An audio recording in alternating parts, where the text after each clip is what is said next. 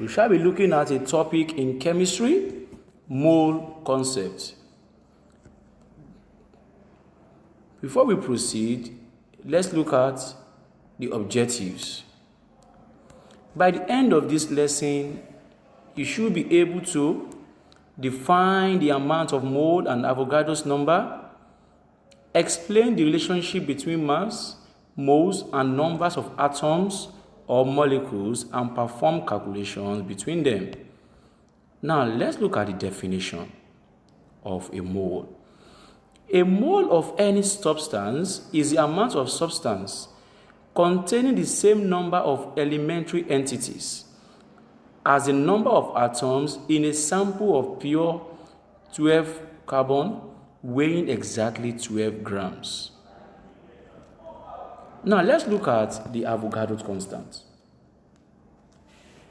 The number of entities in the mole of a substance has been experimentally determined to be 6.022141179 times 10 raised to the power 23. So this number is a fundamental constant called Avogadro's number, or the Avogadro's constant is being honored by an Italian scientist called Avogadro.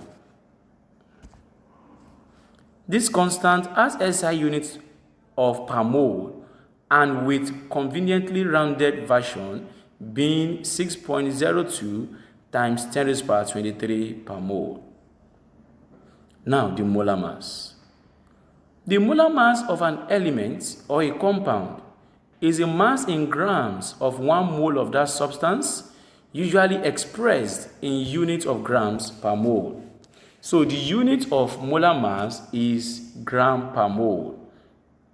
Note, before the molar mass of a compound can be calculated, the relative atomic mass of each element of the compound must be known, and they are usually given in a question. The relative atomic mass of an element has been determined by chemists with an instrument called mass spectrometer, and they are usually given in question, like we said before. These are examples of the relative masses of some elements. For zinc, carbon, magnesium, copper, sulfur is 32.1, silicon is 28.1, lead is 207, and the rest of them. Now let's look at some related formulas that we're going to be using.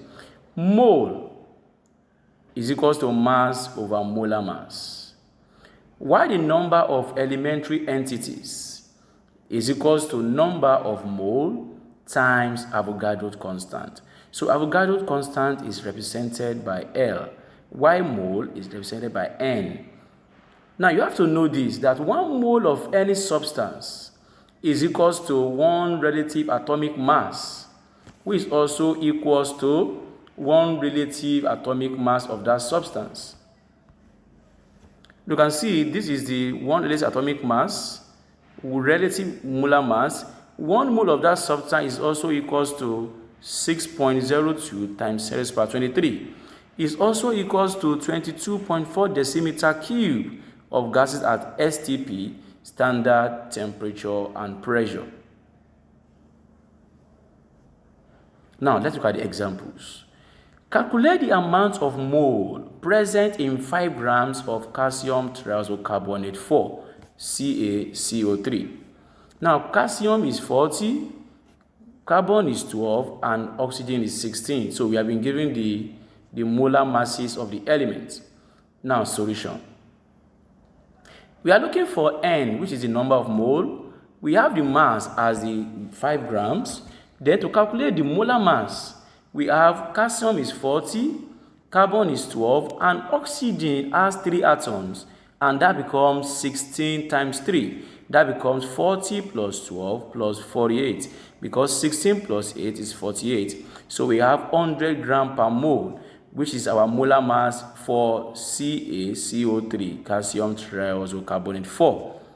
Then the mole is equals to mass over molar mass. Putting the values, we have 5 over 100, and that becomes 0.05 mole. So we have a 0.05 mole present in 5 grams of calcium triisocarbonate 4. Now, that is the end of section 1. See you in the next video. Welcome back from section 1. Now, let's look at this question.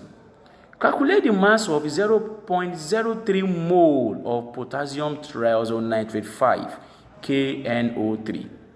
Again, we have been given the relative atomic mass.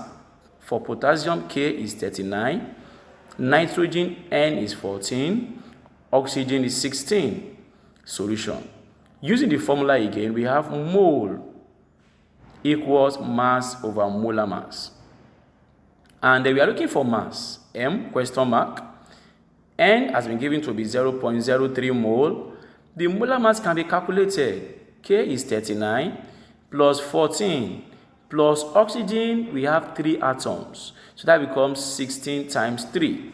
So that becomes 39 plus 14 plus 16 times 3 is 48. And that becomes 101 grams per mole. Now, if you cross multiply from the formula we have, you will note that what? That mass equals to mole times molar mass. And that is we have mole times molar mass, and that becomes 0.03 times 101, and that gives us 54.44 grams. So we have the mass of 0.03 mole of KNO3 becomes 54.44 grams. Let's look at more example. Calculate the mass of 0.022 times 10 to the power 23 molecule of calcium carbonate. In this case, I've been given calcium carbonate as CO3, and then we now have the Avogadro constant. So what we're going to do? Solution. Molar mass of calcium carbonate equals 40 plus 12 plus 3 times 16, and that becomes 0 gram per mole.